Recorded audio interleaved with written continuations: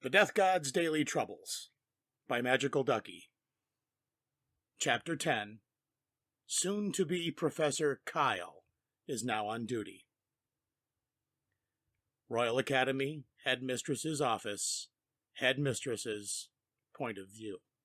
The noontime sun shone through the curtains, lighting up my desk as I yawned and continued to look through the dozens of applications piled up in front of me.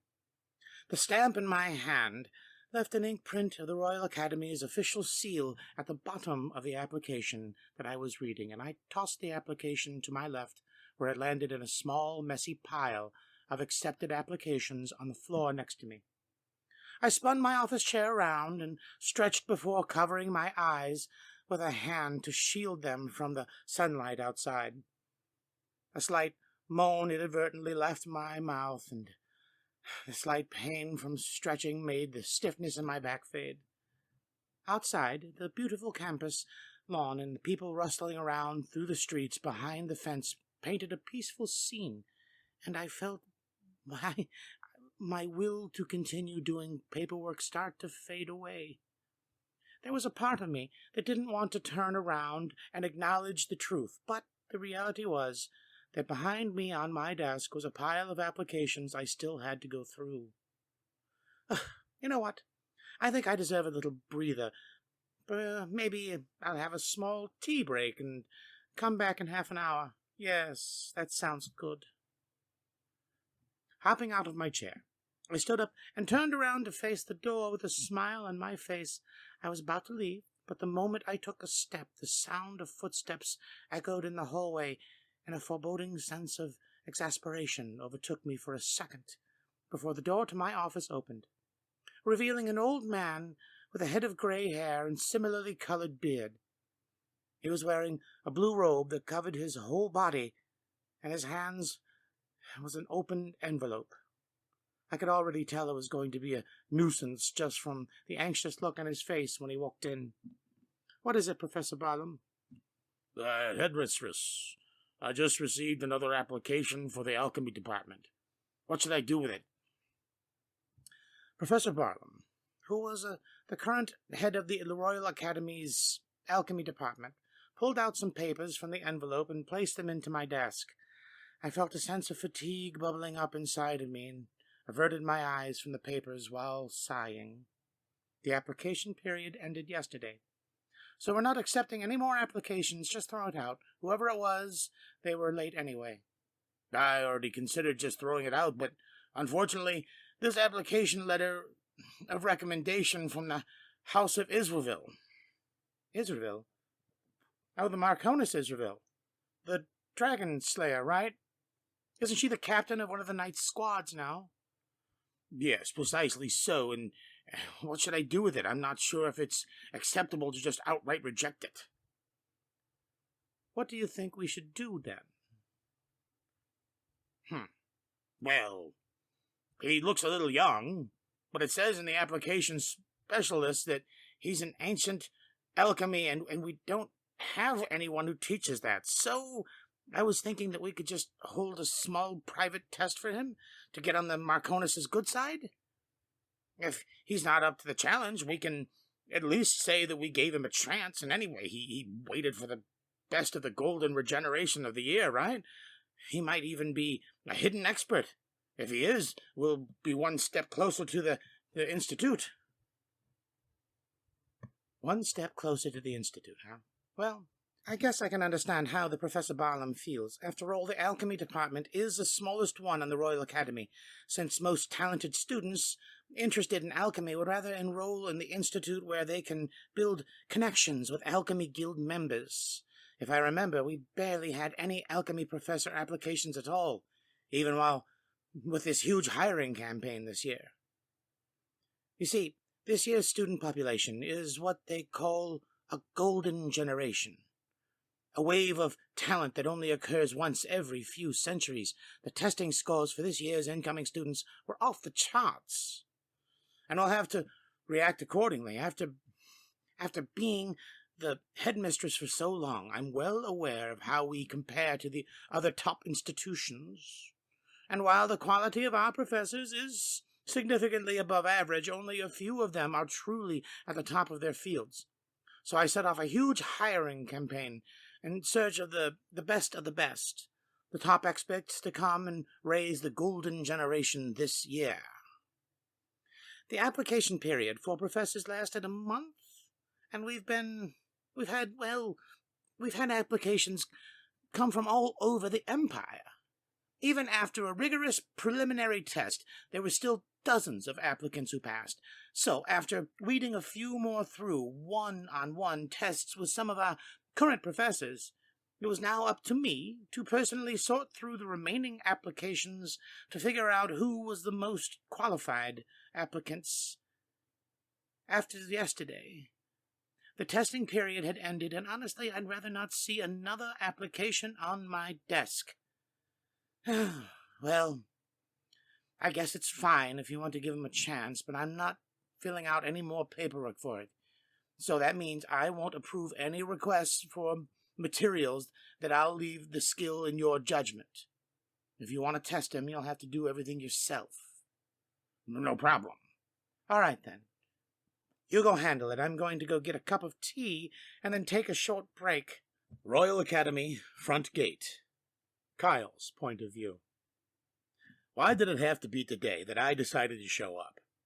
Why couldn't they have just extended the testing period until next week or something? No, better yet, why is it that I'm unlucky enough to show up the day after it ends? Well, I guess it's my fault for being a borderline shut-in these past few months. If I went out more often, I probably would have heard about the huge hiring campaign sooner. It was currently right afternoon, and I was standing outside the front gate of the Royal Academy in a dress shirt, and the summer sun slowly roasted me. Time passed as I made some small talk with the security officer in the booth next to me, who gave my application to the department head about 15 minutes ago. You see, when I showed up earlier and told him I was here for a job interview, he informed me about the testing period for new professors and how it had just ended yesterday. But fortunately, he was a pretty nice guy, and he still helped me hand in my application, so hopefully that completely legitimate recommendation letter that Aria definitely wrote and stamped for me with her personal seal will be enough to convince them to give me a second chance. Otherwise, I'll have to make do with the Institute, then that means I'd be a total of 4 entire extra city blocks that I'd have to walk every day. The security guard and I were talking about the warm weather recently when I saw the main entrance to the academy open, and out of the corner of my eye, an old man wearing a blue robe walked out holding my application and recommendation letter in his hand. The security officer greeted him and opened the gate as the old man walked over to us before speaking to me. So I assume you're Kyle, correct? Yes, that's me.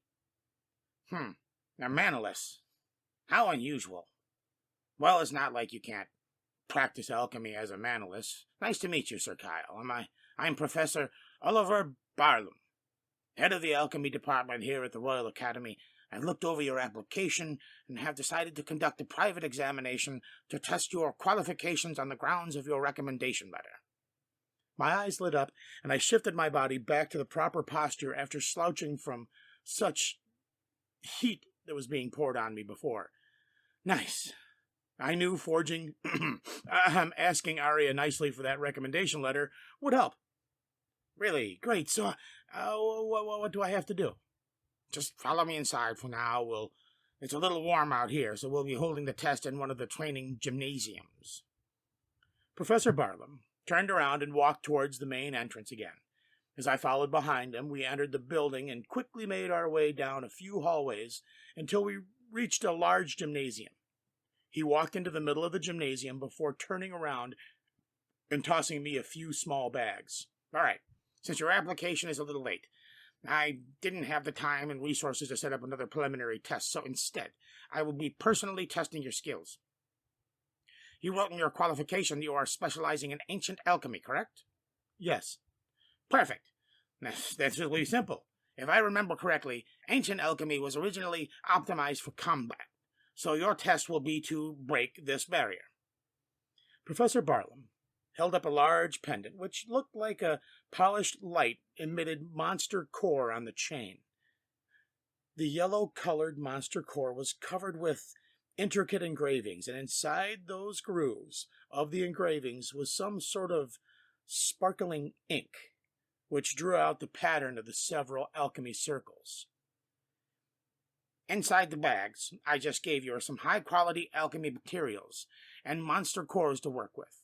Your time limit will be 10 minutes, and you can attack me at any time during that duration. Your test will start now.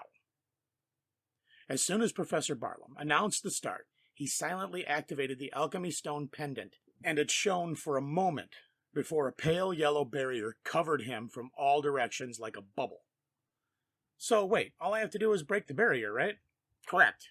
Okay then. I placed the bags in the ground and shifted my body into a basic fighting stance as Professor Barlam gave me a confused look.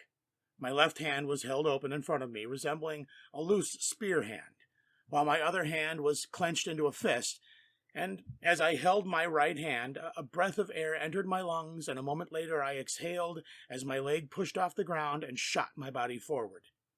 It wasn't even a second before my other leg smashed into the ground right in front of the barrier, fracturing the floor, stopping a good portion of my momentum, and my fist extended out from my right side, smashing into the barrier, while a crazed wind burst outward from the air around me.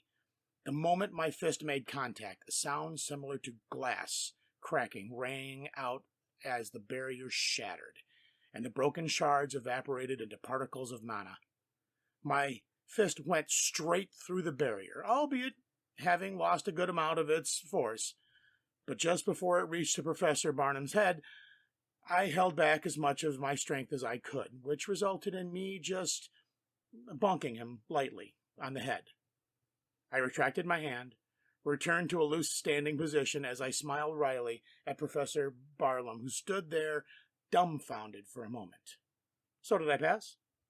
Professor Barlam fell backwards, sat down on the floor as he took a deep breath and held his hand to his chest. Were you trying to kill me? I think I just saw my life flash before my eyes. What the hell were you doing? What? I just broke the barrier like you said. It sounded like a pass to me. I meant break the barrier using some of the alchemy. Oh, well then say that in the first place.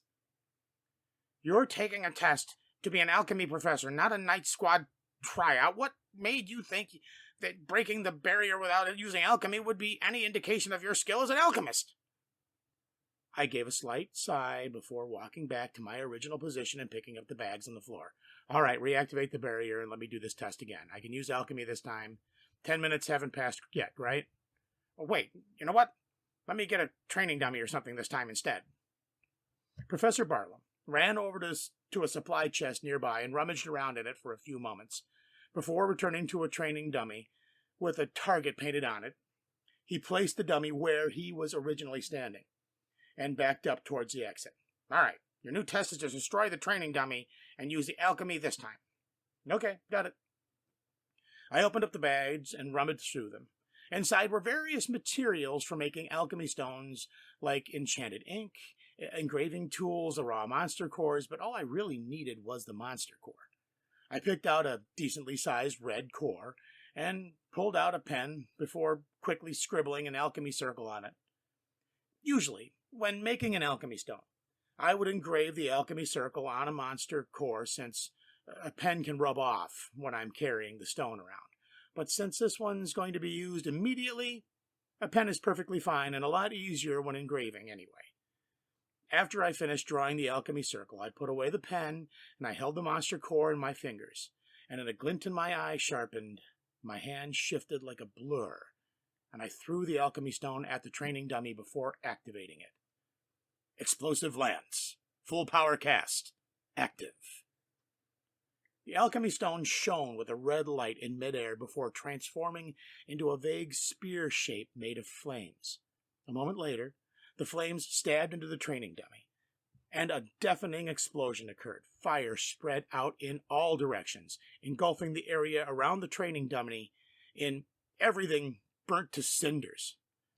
After an instant explosion like that, streams of smoke burst outwards, making my clothes and hair flutter in the wind as the fire died down. When the smoke finally cleared up, there was only a charred crater left where the dummy used to be, and the floorboards nearby were either cracked or uprooted. All right, I used alchemy this time, like you asked. So did I pass? I turned around to look at Professor Barnum, who was just standing there and staring at the crater with his mouth agape. We stood in mutual silence for a moment before his eyes lit up and he finally spoke again. Yeah, you passed. Great. By the way, here's the rest of your stuff back. What should I do now? I handed the rest of the materials back to Professor Barnum as he gulped. I'll have to go inform the headmistress. Just wait here. I'll be back in a few minutes. Okay. Professor Barnum was about to turn around and leave when suddenly a strong gale blew the doors open, and a girl dressed as a office lady burst into the gymnasium. She looked like she was about 15 years old, a little younger than what Eliza looked like. The wind blew in from behind her as she made her long blonde hair float in the air. Her skin was light with a slightly perfect tint, while her piercing eyes, sky blue, with pointed ears, indicated that she was an elf. She called out to us in a serious tone as Professor Barnum froze up. Professor Barnum, is everything okay? I was in the office when I heard the explosion. I looked over at the little girl's panicked face before trying to reassure her that everything was okay. Are you a student here, young lady? Don't worry, everything's okay. It was just some alchemy being used on a training dummy. Who are you, Professor Barnum? What's going on? Headmistress. Oh, headmistress? I have made my decision. Please hire this man right now. What? Wait. Just calm down and tell me what happened. Quick, before the Institute finds out about him. Professor Barnum, I won't let them steal this away from a, not a talent like this. He'll be part of my alchemy department if that's the last thing I do. Hey, Professor Barnum, I'm excited here too, but it kind of looks like the headmistress is a little angry. And there was a scary smile on the headmistress's face as waves of anger radiated off of her. Instantly, half a dozen light green magic circles appeared in the air behind her. Small tornadoes formed, extending out from the center of the circles. Blades of wind radiated from the tornadoes as they hovered in midair, roaring around the headmistress while she spoke in a low tone with a furious glint in her eyes. Oliver, I appreciate your enthusiasm, but I've had a long day and I'm not in the mood to deal with incoherent ramblings or the extra paperwork I'll have to fill out afterward to clean up this mess. So, first of all, you're going to tell me exactly why my gymnasium is in pieces, okay? I flashed a nervous smile, took a step backward from the headmistress as I was about to let Professor Barnum take the fall for me, but the moment I moved, the headmistress's head snapped over to stare at me with the same angry smile on her face. And just where are you going, mister? You saw what happened here too, right? Well, I'll be having both of you tell me exactly what the hell happened, why you're destroying my gymnasium. Oh, come on. Why is it always me? Does every woman around have to be so violent and tyrannical? Can't I just meet some normal people for once? My fake smile twitched, and a little as the wisps of my wind coming from the tornadoes made my clothes and hair flail in the air while my internal screams echoed uselessly into the sky. About half an hour later, I was sitting in the headmistress's office next to Professor Barnum, as the headmistress looked at us with an angry look on her face. So you're telling me that you two almost tore the entire gymnasium down just to hold a test? The headmistress stared at us with a scary smile on her face. After we told her everything that happened, and I averted my eyes to break eye contact before nervously answering well, yes. All right then, Professor Barnum. Let me ask you something. If you're going to have a combat test, why didn't you hold it outside? be completely honest. We've had plenty of open training fields, so what genius epiphany made you decide that it would be a great idea to hold one in the gymnasium instead? Well, it was a little too warm outside. A little too warm. You destroyed an entire gymnasium because it was too hot outside? Well, technically, yes. I didn't expect it to get so out of hand, though. The headmistress just sighed and held her head down in both of her hands as she closed her eyes with a distressed look on her face. Professor Barlam and I sat stiffly while we watched the headmistress bang her head on the table in silence. After a few moments, she finally got up and looked at us before sighing again and talking in a disappointed tone. I've had enough, Professor Barlam. Just go for now. I'll interview him and discuss the details of your punishment with you later. Yes, headmistress. Oliver, you damn traitor. Don't you just ditch me here. I thought we were in this together. Professor Barlam got up and immediately bolted out of the room with a relieved expression on his face as I sat there and smiled nervously at the headmistress. She picked my application up off the desk, glanced over it before staring at me again. All right, your name was Kyle, right? Yes, ma'am. Well, you passed Professor Barlam's test.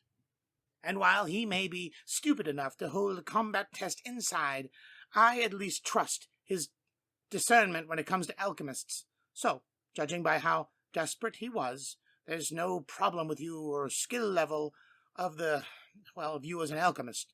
However, there's a couple more glaring issues with the rest of your application. First of all, do you have another identification besides your guild card? Guild cards are technically a form of legal document, but with how easy it is to get one, they aren't exactly the most trustworthy. Your guild card doesn't even have your name, your last name for that matter, on it. Damn, I knew this would come up eventually. What else do I have on me for ID? Come on, think, Kyle, think. Well, actually, due to some personal reasons, I've renounced my last name. As for other methods of identification, I do have a library card, if that counts. I pulled out my library card from my pocket and held it in my hand to show the headmistress as an awkward atmosphere filled the room. She stared at me for the second time with a disappointed face before face-palming herself and sighing. Looks like that's no. So, what exactly is your relationship to the Marconis Israel, then? Well, I'm a former member of her adventure party. Well, judging by the fact that she wrote a letter of recommendation for you, she'll at least trust you. And I've heard that the Emperor was fond of one of her party members, who I assume is you. The headmistress leaned back as all the tension left her body, and she slouched backwards into her chair. So for the second issue, I want to know, why did you come to the Royal Academy? With your skill, the Institute of Alchemy would definitely hire you, even if you applied late. Do you want me to be completely honest? Of course. The headmistress picked up her cup of tea and took a sip out of it as she waited for me to answer. I sheepishly scratched my head as I kept up a nervous smile and answered. Well, the Royal Academy's 2 blocks closer to my house, so I wouldn't have to walk as far every day. The headmistress put her teacup back down and bonked her head backwards into the chair cruelly as she sighed again with a distressed face. How did I just know it would be something stupid? Fine. I guess you're hired then. She tossed my application into a pile of papers next to her and sat up straight in her chair again before turning around and opening the window behind her. The warm afternoon sunlight shone through the glass as the light breeze entered clearly and cleared out the stuffy air in the room. The sound of the city outside could be faintly heard in the background, and the headmistress took a deep breath before twirling around in her chair with the professional smile on her face. The gentle breeze made her long hair flow in the wind with soft sunlight reflecting off of her face as she spoke with a strong voice. Welcome to the Royal Academy, Professor Kyle. I'm Marie Silfrey, the Emperor's Grand Mage of Wand, and your new boss.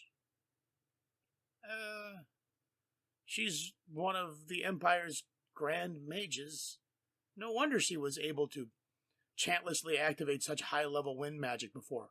Wait, I heard that the Grand Mage of Wind looked young because she was an elf, but isn't this a little too young?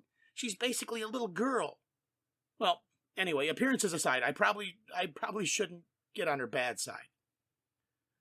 I gave a gentle smile back before I saw Mari's professional demeanor intensify and collapse after she gave me that line. She melted back into her chair and took another sip of her tea before letting out a relieved breath and holding out her teacup towards me. All right, now that you're hired, your first job is to get me a refill. Wait, don't I start working on the first day of school? I'm a professor. My job is to teach, right? Mari gave me a smug chuckle and sat back in her chair before reaching over the desk and placing the teacup into my hands. Well, the first day of classes is in a week, so yeah, you'll be teaching then, Professor Kyle, but for now, you'll be working as my lackey. I mean, my assistant. After all, I'm going to have a job to do, a lot of paperwork, and get the gymnasium repaired, and since you were the one who destroyed it, it only makes sense for you to help me fix it, unless you want me to dock your salary instead. The teacher's lounge is right next to the stairs at the end of the hallway. I want chamomile tea with 2 teaspoons of sugar. Even if you're mannerless, you can still make some tea, can't you? Well, what about Professor Barlam, then? He's not completely innocent either. Professor Barlam still has to sort out the budget and class replacements for the alchemy department, and I already have told him I would discuss his punishment with him later. Oh, anyway, why would you choose an aging old man over a young new hire like you for a mental labor? All right. Just think of this as a sort of hazing. Now, hurry up, Professor Kyle.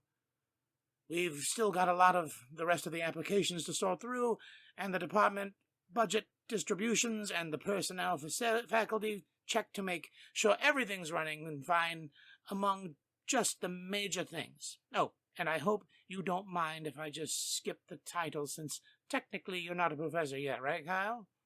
Of course. It always comes back to me doing menial labor, doesn't it?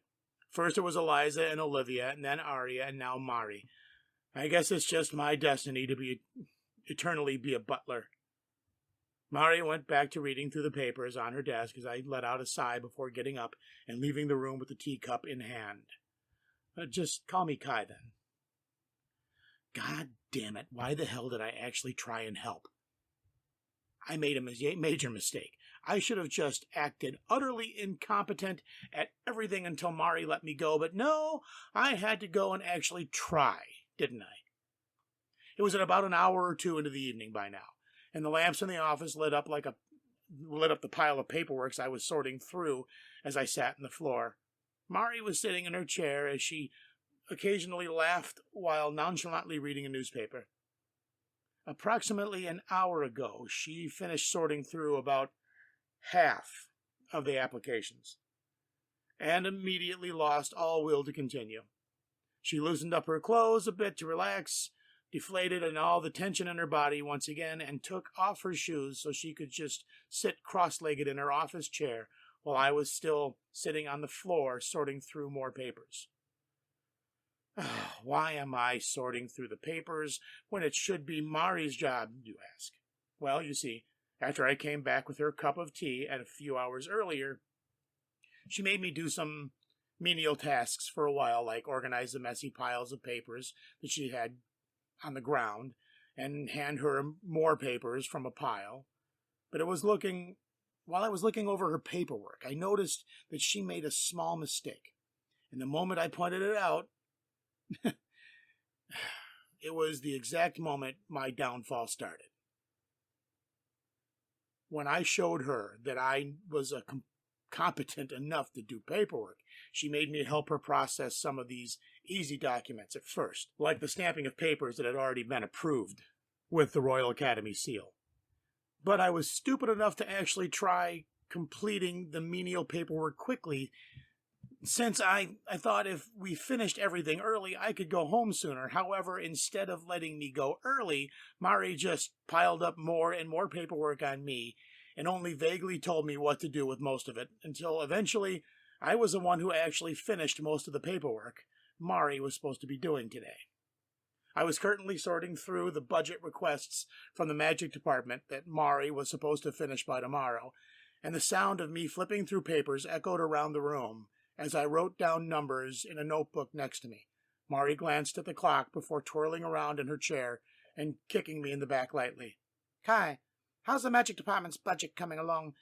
You don't need me to finish it today, but I'll definitely need the numbers to double-check by tomorrow, end of day. Oh, and we need to send a request for funds to repair the gymnasium tomorrow, too, so you might have to make an errand run to the castle.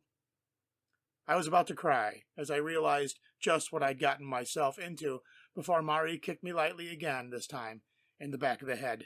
Hello, Kai, you there? I turned around and yelled at her as I closed the notebook and threw the papers to the side. What was that for?